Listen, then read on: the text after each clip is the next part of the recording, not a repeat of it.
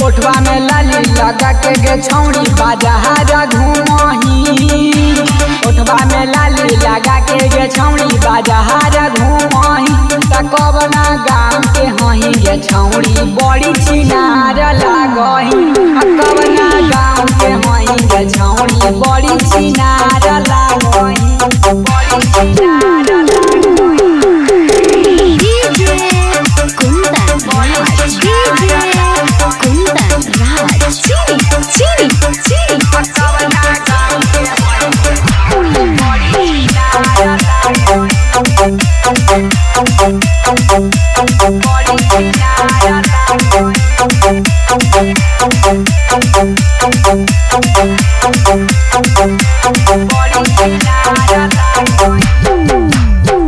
छोटे छोटे कपड़ा छौड़ी कहमा से पहनही।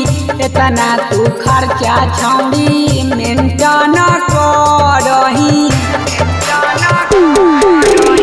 छोटे छोटे कपड़ा छौड़ी कहमा से पहनही। इतना तू खर्चा छौड़ी मेंटेन करही। प्यार के मामला में छौड़ी तो तू झूठा लागही। प्यार के मामला में तू छौड़ी झूठा लागही। तू झूठा लागही। कवना गाँव के हही गे छौड़ी बड़ी छिनार लागही। कवना गाँव के हही गे छौड़ी बड़ी छिनार लागही।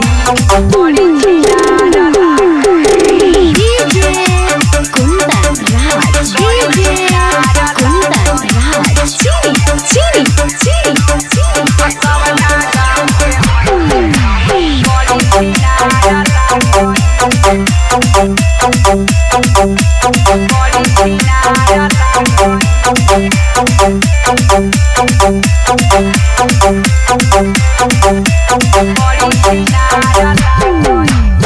बापा माई के इज्जत छौड़ी माटी में मिलइनी। लागही कुमार में छौड़ी लइका खेलइनी।